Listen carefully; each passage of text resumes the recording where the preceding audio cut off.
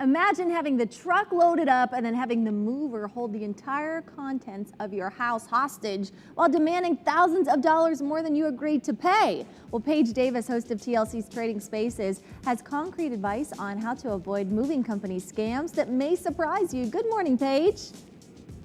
Good morning. How are you, Brandy? I'm fantastic, thank you. We're going to be better off knowing this information. What are the most common scams people fall for? Well, exactly what you talked about.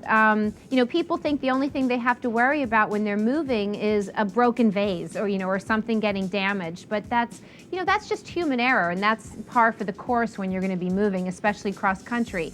But the type of scams that you were talking about is actually much more prevalent and much more something to worry about than people realize. That's why I've teamed up with Mayflower to try to give tips on to people on how they can avoid all of these scams and mover fraud, which is very prevalent in America. So what are some of those tips? One of the things you can do first and foremost is go with a name you know.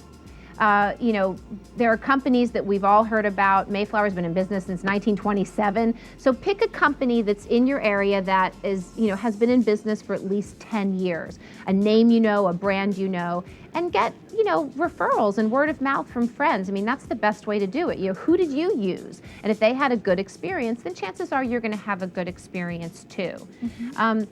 Once you have sort of picked these, brands and companies that you want to go with, I suggest getting at least 3 estimates. I think that's a good rule of thumb on anything. Even with a car mechanic, you want 3 estimates. So, choose 3 companies to investigate. Mm-hmm. And when you get these estimates, one of the first tips I can give you is to make sure they give you an in-home estimate. When you're just figuring out how much a move is going to cost, it's not just where you're going, but it's also how much your stuff weighs. So if a company isn't willing to come in and do an in-home estimate, then chances are that's a red flag and you need to try someone else. Now, what are some other red flags out there? Because, I just made the move across country, so I know exactly what you're talking about. And there were a few that just tried to give me estimates over the phone.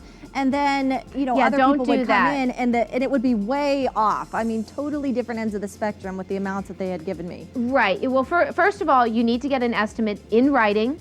It needs to be an in-home estimate, and you want to be wary of a bunch of different things, demands for cash up front. Yeah, absolutely. Typically, reputable movers do not require a deposit, so that would be a red flag to look into. Good to know, Paige. Thank you so much. If you guys want some more information, dailybuznow.com.